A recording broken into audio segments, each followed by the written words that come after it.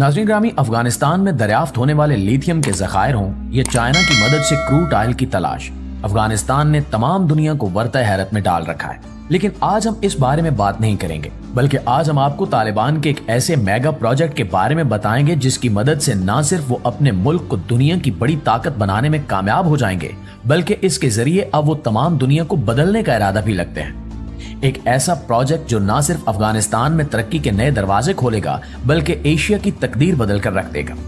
हम बात कर रहे हैं अफगानिस्तान के कोश टीपा कैनाल प्रोजेक्ट की, जिसके बारे में जानकर तमाम दुनिया हैरान है कि 50 साल तक जंग की तबाहकारियों से मुतासिर होने वाला मुल्क आखिर कैसे इतने वसाइल रखता है कि वो इतने बड़े प्रोजेक्ट को बगैर किसी की मदद के मुकम्मल करने में कामयाब हो जाए। तो नाज़रीन, बरसों से गरीबी, भूख और जंग में घिरा अफगानिस्तान दुनिया की सबसे पहली और बड़ी मसनूई नहर बनाने जा रहा है। 285 किलोमीटर लंबी और 500 फुट चौड़ी इस नहर का नाम टीपा कैनाल है, जो अफगानिस्तान की तकदीर बदल देगी। इस नहर को बनाने के लिए अफगानिस्तान की हुकूमत ने किसी से कोई मदद नहीं ली, ना ही कोई इक्विपमेंट, ना ही कोई इंजीनियरिंग टीम। चंद दिन पहले तक तकरीबन 100 किलोमीटर तक इस नहर की खुदाई हो चुकी थी। लेकिन सवाल ये पैदा होता है कि अफगानिस्तान को इतनी बड़ी नहर बनाने की जरूरत क्यों पेश आई। अफगानिस्तान को एक मुकम्मल लैंडलॉक कंट्री कहा जाता है, क्योंकि इसके किसी हिस्से के साथ कोई समंदर नहीं लगता। अफगानिस्तान को Pakistan, Iran, Tajikistan, Uzbekistan, Turkmenistan और चीन की सरहदों ने घेर रखा है। यानी अफगानिस्तान मुकम्मल तौर पर दूसरे ममालिक की सरहदों के दरमियान है, और अफगानिस्तान दुनिया के उन चंद ममालिक में शामिल है जिनका 70% हिस्सा पहाड़ों पर मुश्तमिल है। इस मुल्क की 80% पानी की सप्लाई कोई हिंदुकुश के सिलसिलों से आती है। अफगानिस्तान में 4 बड़े दरिया हैं जिनसे इसे पानी मिलता है, लेकिन ये चारों दरिया अफगानिस्तान के पानी की जरूरतों को पूरा करने के लिए नाकाफी हैं। यही वजह है कि अफगानिस्तान हमेशा से पानी के मसाइल का शिकार रहा है। अफगानिस्तान के शुमाली इलाका जात पानी की सख्त कमी का शिकार है, और अमेरिका और अफगानिस्तान की जंग के बाद इन मसाइल में मजीद इजाफा हो गया है।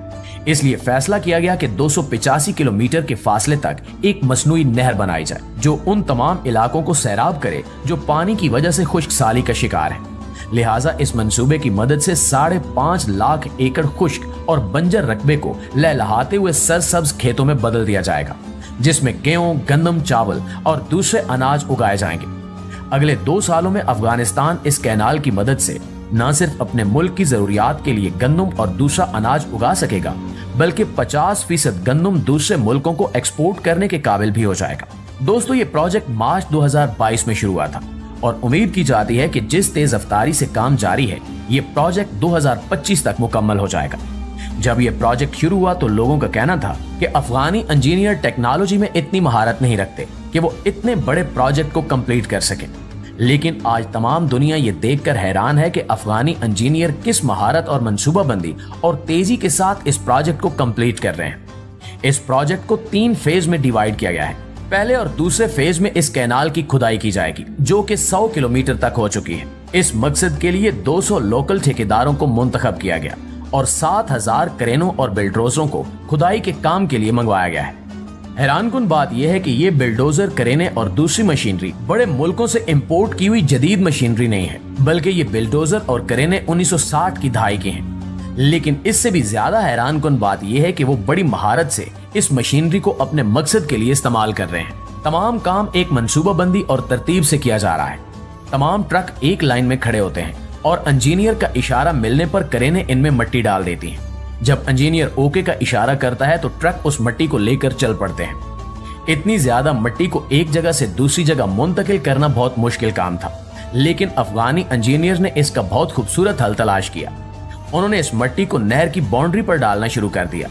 इन्होंने नहर की बाउंड्री किसी कंक्रीट या सीमेंट से बनाने की बजाय नहर से निकाली गई मिट्टी से बनाने की तजवीज पेश की, जिसके 2 फायदे थे। एक तो इस मिट्टी को उस जगह से किसी दूसरी जगह मुंतकिल करने की झंझट से जान छूट गई, तो दूसरी तरफ कंक्रीट की बाउंड्री के इजाफी खर्चे से बचने के साथ साथ इस मिट्टी को बाउंड्री में डालने का फायदा ये भी हुआ कि पथरीली जमीन की बजाय मिट्टी की बाउंड्री इजाफी पानी को जज्ब कर लेगी और इस बाउंड्री पर सब्जियों की फसल काश्त की जाएगी। दुनिया को ये देखकर और भी हैरानी हुई कि एक तरफ तो नहर की खुदाई का काम जारी है, तो दूसरी तरफ नहर के आसपास सब्जियां, पौधे और दरख्त लगाने का काम भी जारी हो चुका है।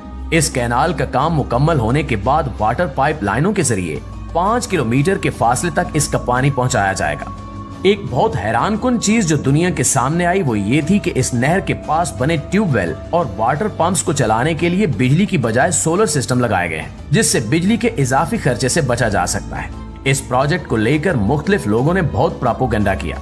कुछ लोगों का कहना था कि अफगानी इंजीनियर्स में इतनी महारत और टैलेंट नहीं है कि वो ऐसे प्रोजेक्ट को हैंडल कर सके। तो दूसरी तरफ कुछ लोगों का ये भी कहना था कि अफगानी ठेकेदारों को वक्त पर तनख्वाहें नहीं दी जा रही, लेकिन इसमें कोई हकीकत नहीं है। तजिया निगारों का कहना है कि अगर ठेकेदारों को वक्त पर पैसे न मिलते तो इतनी तेज रफ्तारी से काम कभी मुकम्मल ना होता। ये प्रोजेक्ट अफगानिस्तान में तरक्की और खुशहाली के लिए एक संग मील की हैसियत रखता है, जिसकी मदद से तालिबान खुश्क और बंजर इलाकों को सरसब्ज और लहलाते हुए खेतों में तब्दील कर देंगे। अफगानिस्तान चंद सालों में भूख और अफलास से मुकम्मल तौर पर खलासी हासिल कर लेगा।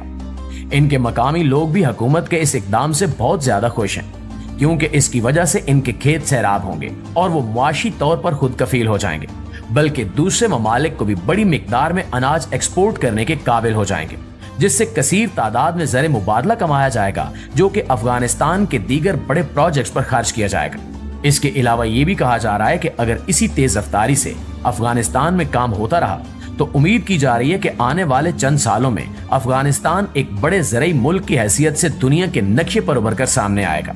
दुनिया के तमाम वो ममालिक जहां अनाज की फसलें काश्त नहीं की जाती, वो अफगानिस्तान से अनाज हासिल करने पर मजबूर होंगे और 4 सालों में अफगानिस्तान दुनिया की बड़ी ताकतों के हमरा खड़ा हुआ नजर आएगा।